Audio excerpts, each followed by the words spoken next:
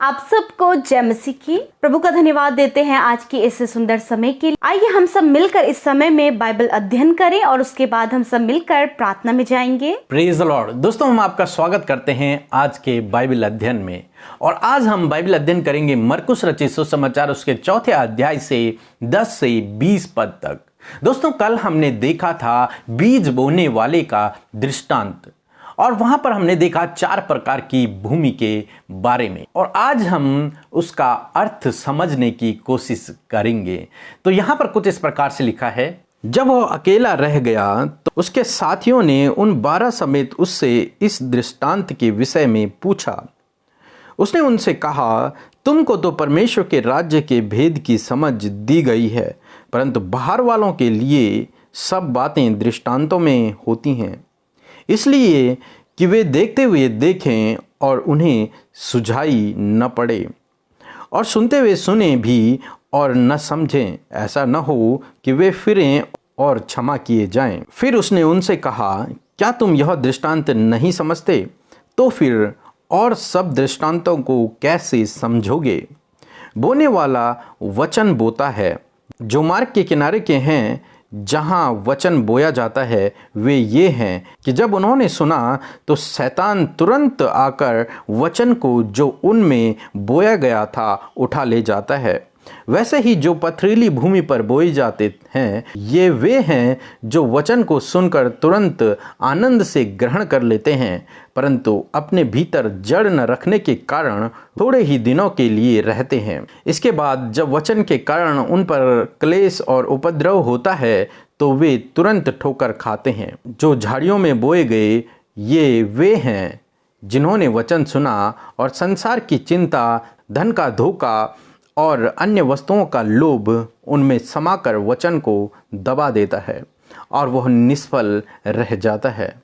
और जो अच्छी भूमि में बोए गए, वे ये हैं जो वचन सुनकर ग्रहण करते हैं, फल लाते हैं, कोई 30 गुना, कोई 60 गुना, कोई 100 गुना। आमीन। दोस्तों, हम यहाँ पर देखते हैं, जब प्रभु यीशु मसीह ने बीज बोने वाले का दृष्टांत सुनाया, तब उसके चेलों ने यीशु मसीह से एकांत में पूछा कि इन दृष्टांतों का क्या मतलब है, तू इन दृष्टांतों में क्यों बातें करता है? तब प्रभु यीशु मसीह ने उन्हें बताया कि तुम्हें तो परमेश्वर के राज्य की समझ दी गई है, परंतु बाहर वालों को नहीं दी गई है। बाहर वाले मीन्स जो यीशु मसीह के चेले नहीं थे, जो अन्य लोग थे, यानी कि अन्य जाति लोग थे, ये फिर शास्त्री, फरीसी और भी जो लोग वहां पर थे, उन लोगों के विषय में यीशु मसीह कह रहे हैं। और मैं दृष्टांतों में इसलिए बातें करता हूं क्योंकि उनके मन कठोर हैं। वे सुनेंगे तो सही, परंतु समझ नहीं पाएंगे, क्योंकि उनका मन कठोर है। और जब तक वो मन न फिराएंगे, जब तक उनका मन परिवर्तित न होगा, तब तक वो पापों की क्षमा नहीं पा पाएंगे। तो इसलिए प्रभु यीशु मसीह उन्हें दृष्टांतों में बातें करते हैं। तब उन्होंने यीशु मसीह से इस बीज बोने वाले दृष्टांत का अर्थ पूछा। तब यीशु मसीह ने इस बीज बोने वाले का दृष्टांत उन्हें बताया। तो दोस्तों, यहां पर जो बीज बोने वाला है वो है प्रभु यीशु मसीह, और जो बीज है वो बीज है परमेश्वर का वचन, और जो भूमि है वो भूमि है हमारा हृदय, यानी कि सुनने वाले लोग। तो यीशु मसीह किसान है, यानी कि बीज बोने वाला है, और जो बीज है वो है परमेश्वर के राज्य का सुसमाचार, यानी कि परमेश्वर का वचन, और जो भूमि है वो है सुनने वालों का हृदय या फिर सुनने वाले लोग। तो यीशु मसीह ने इसका अर्थ उन्हें बताया कि जो पहली भूमि पर जो बीज गिरे, यानी कि मार्ग के किनारे जो बीज गिरे, उनका मतलब यह है कि जिन लोगों के हृदयों में वचन बोया तो गया, उन्होंने सुना भी, परंतु शैतान ने आकर उनके हृदय से उस बीज को चुरा लिया। जिस प्रकार से चिड़ियाओं ने आकर मार्ग के किनारे से बीज को उठा लिया था, उसी प्रकार से शैतान ने आकर उनके हृदयों से उस वचन के बीज को उठा लिया और उन्होंने यीशु मसीह पर विश्वास नहीं किया। उनका बीज वहीं समाप्त हो गया। फिर दूसरा यीशु मसीह ने बताया दूसरी भूमि के बारे में। दूसरी भूमि है पथरीली भूमि, जहां पर वचन बोया तो गया और वो उगा भी, परंतु गहरी मिट्टी न मिलने के कारण वो सूख गया। ये वे लोग हैं जिनके हृदयों में वचन का बीज बोया गया और उन्होंने विश्वास भी किया। परंतु जब उनके जीवन में दुख आए, परेशानियां आई, क्लेश आए, तो इस बात से उन्होंने ठोकर खा ली और उन्होंने यीशु मसीह के वचन को छोड़ दिया, यानी कि यीशु मसीह के पीछे चलना छोड़ दिया, यानी कि परमेश्वर के पीछे चलना छोड़ दिया, और वो वचन वहीं पर समाप्त हो गया, वो बीज वहीं पर समाप्त हो गया। तीसरी जो भूमि के बारे में हम लोग यहाँ पर देखते हैं, झाड़ी वाली भूमि। तो ये वे लोग हैं जिनके हृदयों में वचन बोया गया और उन्होंने विश्वास भी किया, वो बढ़ने भी लगे। परंतु ऐसा हुआ कि संसार की चिंता, धन का लोभ, दूसरी वस्तुओं का लोभ ने उन्हें दबा दिया, चिंताओं ने, समस्याओं ने उन्हें दबा दिया, और जब वो दब गए तो वो फलवंत न हो पाए। चौथी जो भूमि के बारे में हम लोग यहां पढ़ते हैं, अच्छी भूमि। ये वे लोग हैं जिन्होंने प्रभु के वचन को सुना, उस पर विश्वास किया और वे लोग फलवंत हुए। उन्होंने कोई झाड़ियों को नहीं उगने दिया, उन्होंने शैतान को उस वचन को चुराने नहीं दिया, उन्होंने कंटीली झाड़ियों को अपने आसपास नहीं उगने दिया, यानी कि हर एक चिंता को, हर एक समस्या को उन्होंने अपने आप से दूर रखा। और दुख के समय, परेशानी के समय, क्लेश के समय भी वे लोग स्थिर रहे। तो उनके लिए प्रभु यीशु मसीह कहते हैं कि उन्होंने 30 गुना, 60 गुना और 100 गुना फल लाए। हाँ मेरे प्रियो, तो दोस्तों आज मैं आपसे कहना चाहूंगा कि आपको ये अच्छी वाली भूमि बनना है, जो 30 गुना, 60 गुना और 100 गुना फल लेकर आती है। आपको उस दुष्ट को, अपने उस बीज को चुराने नहीं देना है।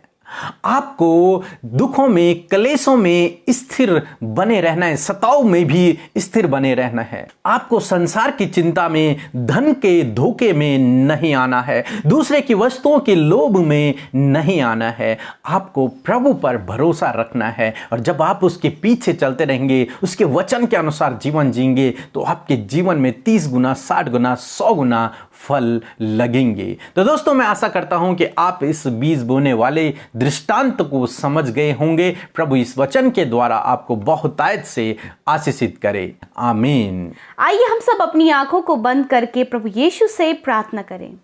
धन्यवाद धन्यवाद धन्यवाद करते हैं हमारे सर्वशक्तिमान परमेश्वर प्रभु, हमारे रचने वाले प्रभु जी, हम तेरा धन्यवाद करते हैं प्रभु जी। सच में मेरे खुदावन, तू बीज बोने वाला है प्रभु जी, तू किसान है पिता परमेश्वर, और प्रभु जी बीज तेरा वचन है पिता परमेश्वर। हम तेरा धन्यवाद करते हैं। सच में प्रभु जी तूने हमें बुलाया है पिता परमेश्वर अपनी महिमा के लिए मेरे प्रभु। हम धन्यवाद करते हैं आज के इस सुबह में बाइबल अध्ययन के लिए प्रभु, जो हम सब ने मिलकर प्रभु जो आज बाइबल अध्ययन किया है, और प्रभु तूने अपने वचन के द्वारा जो बातचीत आज हम लोगों से की है, इस बात के लिए हम आपका धन्यवाद करते हैं। सच में प्रभु जो दृष्टांत आज हमने सीखा है प्रभु यीशु मसीह, कि प्रभु जिस भूमि पर प्रभु तूने बीज बोया पिता परमेश्वर, वो भूमि हम है पिता परमेश्वर, और हम सब प्रभु तेरी फलवंत भूमि बन सके मेरे खुदावंद यीशु मसीह, ताकि परमेश्वर जो बीज आज हमारे अंदर बोया गया है पिता परमेश्वर, उस बीज की रखवाली हम कर सके मेरे खुदा।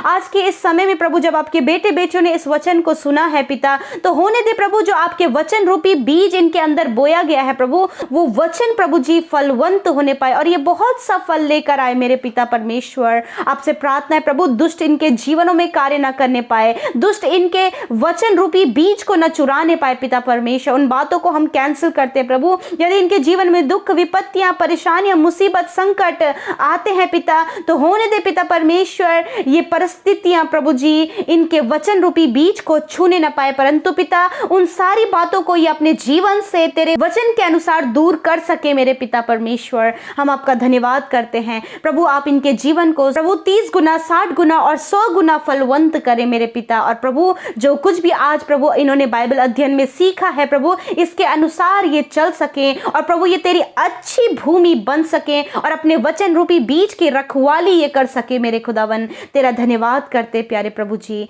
मेरे प्रभु आज के दिन में आप इन्हें गाइड करें, इन्हें अच्छा स्वास्थ्य दीजिए प्रभु, इनकी सारी जरूरतों को आज आप पूरा करें, इनकी आप सुरक्षा करें प्रभु। धन्यवाद करते हैं, इस प्रार्थना को यीशु के नाम से मांगते हैं, आमीन।